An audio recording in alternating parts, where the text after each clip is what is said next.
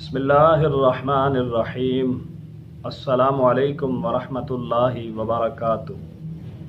احباب ذی وقار، آج آپ حضرات کے سامنے غزوہ بدر کے حوالے سے چند باتیں گوش و گزار کرنے کی کوشش کر رہا ہوں۔ دعا ہے اللہ تبارک و تعالی مجھے صحیح معنوں میں مفہوم بیان کرنے کی توفیق عطا فرمائے۔ احباب ذی وقار، کفار مکہ کی طرف سے مسلمانوں پر دیر سے ظلم و ستم کا سلسلہ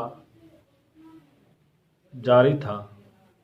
وہ آئے دن مسلمانوں کو طرح طرح کی تکلیفیں دیتے، حتیٰ کہ ہجرت کے بعد بھی ظلم و ستم سے باز نہ آئے۔ جب صحابہ کرام رضوان اللہ تعالی علیہم اجمعین حضور سید عالم صلی اللہ علیہ وسلم کی بارگاہ میں حاضر ہو کر ان سے مقابلہ کی اجازت مانگتے تو حضور سید عالم صلی اللہ علیہ وسلم یہ فرما کر روک دیتے کہ ابھی اللہ تعالیٰ کی طرف سے جنگ کی اجازت نہیں ہے۔ تو احباب ذی وقار، پھر وقت آیا، اللہ تبارک و تعالیٰ کے محبوب علیہ السلام نے اپنے صحابہ کرام علیہم الرضوان کو صورت حال سے آگاہ کیا اور فرمایا کہ کیا خیال ہے تمہارا؟ تو حضرت ابوبکر صدیق اور حضرت عمر دیگر مہاجرین نے عرض کیا، یا رسول اللہ صلی اللہ علیہ وسلم، ہم حاضر ہیں۔ تو سرکار دو عالم صلی اللہ علیہ وسلم نے مدینہ شریف کے صحابہ کرام علیہم الرضوان کی طرف دیکھا تو حضرت سعد بن عبادہ رضی اللہ تعالی عنہ حضور صلی اللہ علیہ وسلم کا چہرہ مبارک، چہرہ انور دیکھ کر بول اٹھے کہ یا رسول اللہ صلی اللہ علیہ وسلم، خدا کی قسم ہم وہ جانثار ہیں، خدا کی قسم ہم وہ جانثار ہیں، اگر آپ کا حکم ہو تو ہم سمندر میں کود پڑیں۔ سبحان اللہ۔ پھر حضرت مقداد، رسول اللہ صلی اللہ علیہ وسلم کے صحابی ہیں، مقداد بن اسود، یہ بھی مدینہ شریف کے رہنے والے ہیں۔ تو حضرت مقداد بن اسود کہنے لگے، یا رسول اللہ صلی اللہ علیہ وسلم، ہم حضرت موسیٰ علیہ السلام کی قوم کی طرح یہ نہیں کہیں گے کہ آپ اور آپ کا خدا لڑے، بلکہ ہم لوگ آپ کے دائیں طرف سے بھی لڑیں گے، آپ کی بائیں طرف سے بھی لڑیں گے، آپ کے آگے سے بھی لڑیں گے، آپ کے پیچھے سے بھی لڑیں گے۔ سبحان اللہ۔ یہ جوش صحابہ کرام علیہ الرضوان کا سرکار علیہ السلام نے دیکھا تو سرکار علیہ السلام کا چہرہ مبارک خوشی سے کھل اٹھا۔ احباب ذی وقار، غزوہ بدر ہجرت کے دوسرے سال 17 رمضان المبارک میں ہوا۔ یہ تمام غزوات رسول میں بڑا غزوہ تھا، کیونکہ اس کے ذریعے دین اسلام کی عزت و شان بلند ہوئی۔ قرآن مجید میں اس دن کو یوم الفرقان سے تعبیر کیا گیا ہے، اس لیے اس میں حق و باطل کے درمیان فرق ہو گیا۔ اس دن اللہ تعالیٰ نے اسلام اور آل اسلام کو غالب کیا، کفار و مشرکین مغلوب ہو کر ذلیل و خوار ہوئے۔ حالانکہ مسلمانوں کی تعداد کم تھی اور کفار زیادہ تھے، ان کے پاس ہر قسم کا ساز و سامان اور اسلحہ تھا، ادھر مسلمانوں کے پاس ساز و سامان بھی تھوڑا تھا، ہتھیار بھی نہ ہونے کے برابر تھے، مگر ان کے دلوں میں جذبہ عشق رسول تھا۔ انہیں نہ تیغ و تیر پر تکیہ، نہ خنجر پر، نہ بھالے پر بھروسہ تھا، تو ایک سادہ سی کالی کملی والے پر۔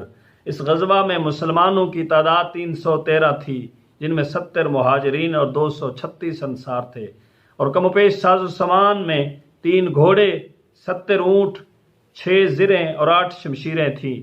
مشرکین مکہ کی تعداد 1000 تھی، اور ساز و سامان میں 100 گھوڑے، 700 اونٹ اور باقی ساز و سامان بھی کافی زیادہ تھا۔ بدر مدینہ منورہ سے 80 میل کے فاصلے پر ایک گاؤں ہے جس کا نام بدر ہے۔ تو احباب ذی وقار، 12 رمضان المبارک کو حضور صلی اللہ علیہ وسلم اپنے جانثاروں کے ہمراہ مدینہ شریف سے بدر کی طرف روانہ ہوئے۔ یہ لشکر ساری دنیا سے انوکھا تھا، نرالا تھا کہ اس لشکر کا افسر ایک کالی کملی والا تھا۔ 17 رمضان المبارک کو بدر کے قریب پہنچے مسلمانوں نے جس جگہ پڑاؤ کیا وہاں ریت بہت تھی، پاؤں دھس جاتے۔ کفار کا لشکر صاف زمین پر ٹھہرا تھا، مگر اللہ تعالیٰ نے فضل فرمایا، زور کی بارش ہوئی جس سے ریت دب گئی۔ مسلمانوں نے چھوٹے چھوٹے پانی کے حوض بنا لیے۔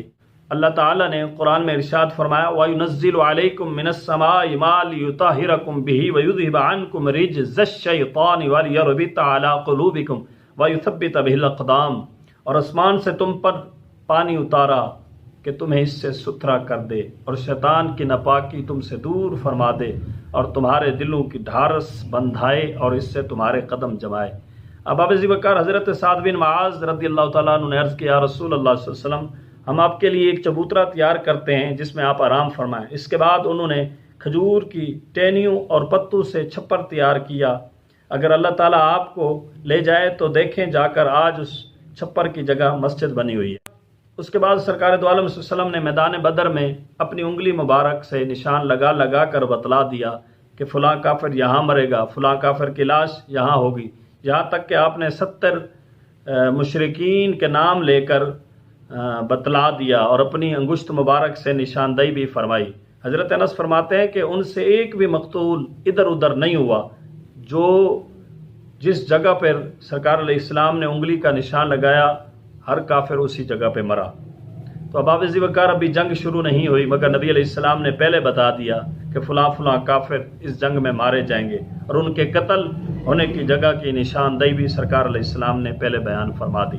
تو اب ذی وقار سرکار علیہ السلام نے صحابہ کرام علیہ رضوان کی صف بندی فرمائی، تو ایک انصاری حضرت سواد سب سے آگے بڑھے ہوئے تھے، تو حضور صلی اللہ علیہ وسلم نے ایک پتلی سی چھڑی ان کے پیٹ پر لگا کر فرمایا، اے سواد صف کو برابر کرو۔ اس نے عرض کیا، یا رسول اللہ صلی اللہ علیہ وسلم، آپ نے مجھے تکلیف دی ہے، اللہ تعالیٰ نے آپ کو عدل و انصاف کے لیے بھیجا ہے، لہٰذا میں بدلہ لوں گا۔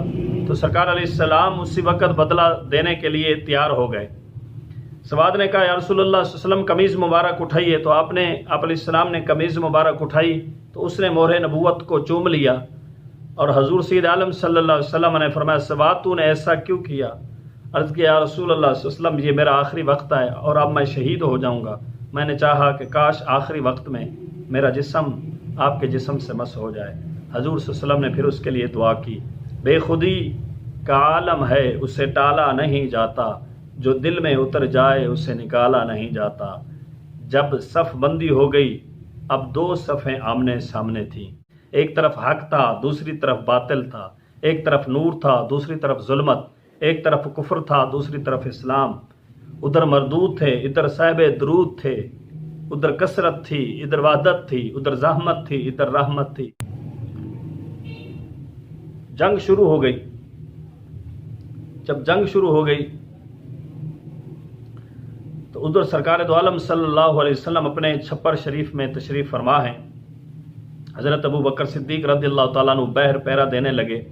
حضرت علی المرتضیٰ رضی اللہ تعالیٰ عنہ فرماتے ہیں کہ میں جنگ میں مشغول تھا اور میں بار بار حضور صلی اللہ علیہ وسلم کے پاس چھپر میں آتا اور دیکھتا کہ حضور صلی اللہ علیہ وسلم سجدے میں ہیں اور دعا مانگ رہے ہیں، یا اللہ، قریش کی یہ قوم بڑے تکبر اور غرور کے ساتھ آئی ہے، یہ چاہتے ہیں کہ تیرے اور تیرے رسول کے ساتھ جنگ کریں۔ اے اللہ، میں اب تیری اس مدد کا منتظر ہوں جس کا تو نے مجھ سے وعدہ فرمایا ہے۔ اور پھر یہ بھی عرض کیا کہ اگر آج مسلمانوں کی یہ قلیل سی جماعت ہلاک ہو گئی تو ہمیشہ کے لیے تجھے کوئی پوجنے والا نہ ہوگا۔ پھر حضور صلی اللہ علیہ وسلم نے تبسم فرماتے ہوئے سرکار دو عالم صلی اللہ علیہ وسلم نے حضرت ابو بکر صدیق کو فرمایا کہ ابو بکر، اب خدا کی مدد آ گئی ہے، حضرت جبریل علیہ السلام اپنے گھوڑے کی لگام پکڑے ہوئے آ گئے ہیں۔